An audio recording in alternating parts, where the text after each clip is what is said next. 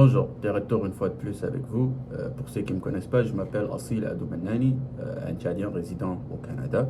Je suis aussi le leader du mouvement d'unité tchadienne et africaine, MUTA. Le but de cette vidéo aujourd'hui, une fois de plus, il est relatif à la situation tchadienne.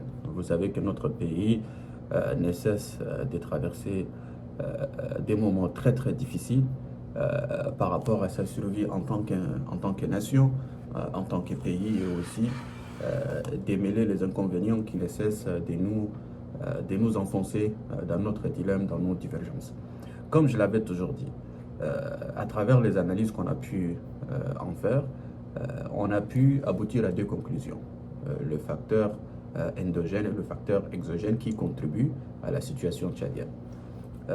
Vous savez, comme on l'avait élaboré auparavant, dès les années 60 jusqu'à nos jours, notre pays n'a jamais pu consommer la période de la décolonisation. Les Français nous ont colonisés pendant 75 ans, suite à leur manigance et aussi à leur faille par rapport aux événements de l'Indochine.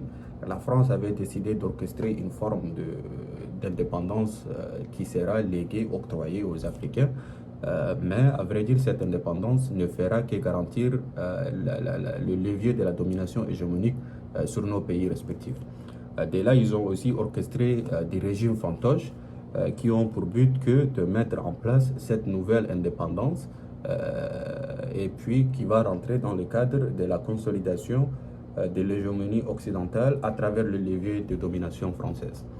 1960, quand Tambalbaye avait été amené à la tête du pays, après avoir introduit le concept du parti unique, la France l'avait aidé.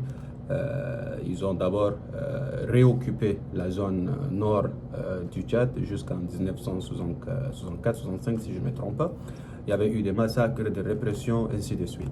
À la fin de la journée, quand M. Tambalbaye avait décidé de diversifier ses alliés, la France avait orchestré son coup. Maloum était venu au pouvoir. Maloum avait entamé la politique de la réconciliation, indépendant de son idéologie réprimante par rapport aux manifestations et aussi les droits civiques des restants des Tchadiens. Maloum avait entamé la politique de la réconciliation quand il avait demandé aux forces d'occupation française de quitter le Tchad. En quittant, ils avaient légué tout leur arsenal militaire au groupe rebelle, en l'occurrence l'ex-président Goukouni Ouaddey et le défunt président Hissène Habré. Dès là, les villes commençaient à tomber, une ville après l'autre.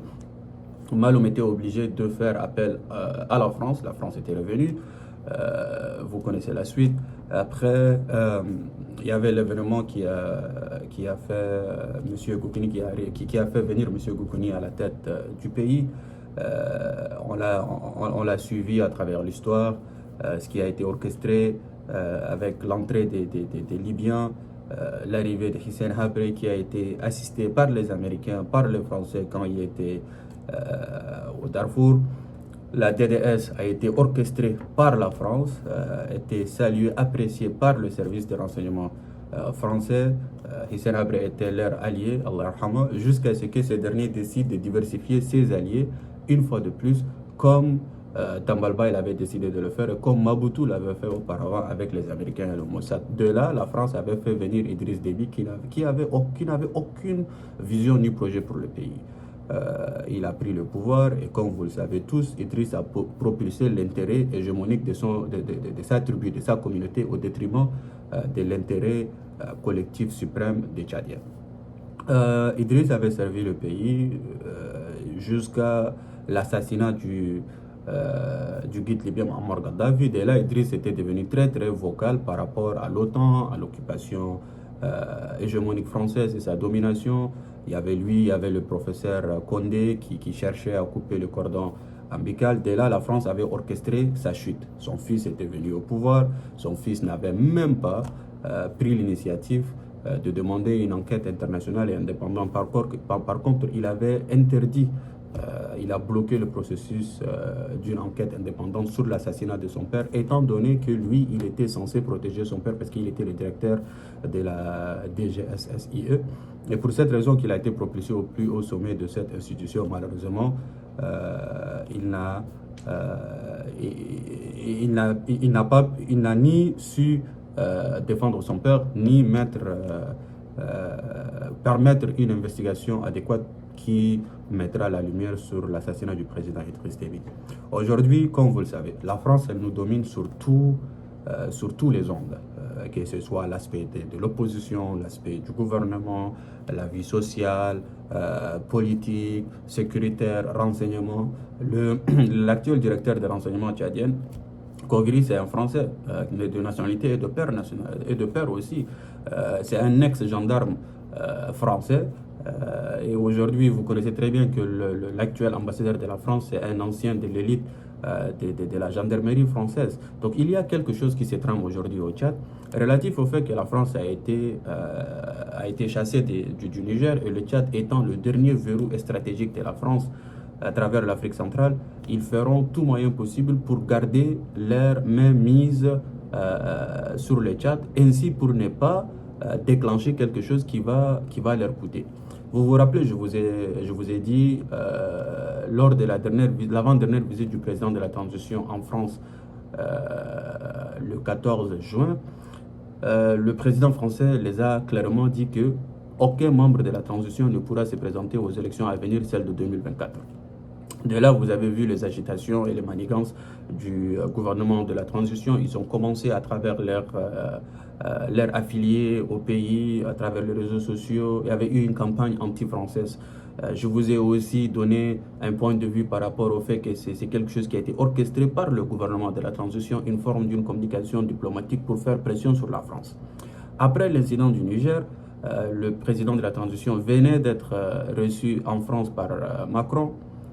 Ils lui ont donné le feu vert de se présenter aux élections à venir, celles de 2024, relatif au fait que, vous savez, aujourd'hui, la Russie, elle est au nord du Tchad, donc en l'occurrence en Libye, elle est au Soudan, en RCA, et aussi peut-être au Niger. Techniquement parlant, la France ne pouvait pas du tout s'hasarder à serrer le verrou sur le gouvernement de la transition.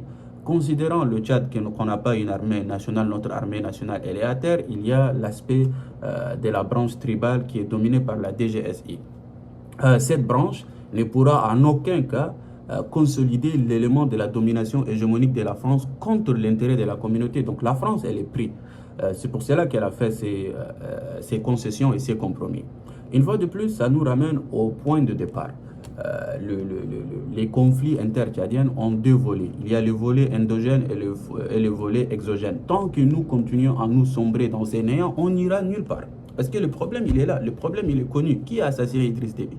Qui a causé le coup d'état de Tombalbaye, celui de Maloum? Qui a causé... comment dirais-je, qui a orchestré la chute de Hissène, l'arrivée d'Idriss, la chute d'Idriss et l'arrivée de Mohamed Kaka? C'est la France. Qui a assassiné Ibn Omar Mohamed Saleh avec la convenance de la France, comme cela a été prouvé par les journalistes français. Donc il y a une divergence quelque part et il y a une incohérence quelque part. Vous savez, il ne s'agit pas d'un suicide, il s'agit d'embrasser nos responsabilités respectives. Je n'ai aucun arrière-pensée. Je cherche à œuvrer, j'œuvre matin, midi, soir pour la bonté de mon pays. Je veux que ce pays s'émancipe. Je veux que ce pays commence à progresser sur les ondes du progrès réflectif et réel, parce qu'on a un potentiel et le potentiel demeurera potentiel à jamais tant qu'il n'est pas exploité. Il est temps de nous unir sur des réelles bases qui vont œuvrer pour l'émancipation de notre pays et de notre peuple. Tant que nous continuons dans les divisions confessionnelles, régionalistes, sachez ceci, on n'ira nulle part. Ces divisions ont été instrumentalisées par l'Occident, en l'occurrence par la France, afin de mieux asseoir sa domination hégémonique sur nos pays. Comprenez ceci. Et j'aimerais réellement que vous faites vos propres analyses.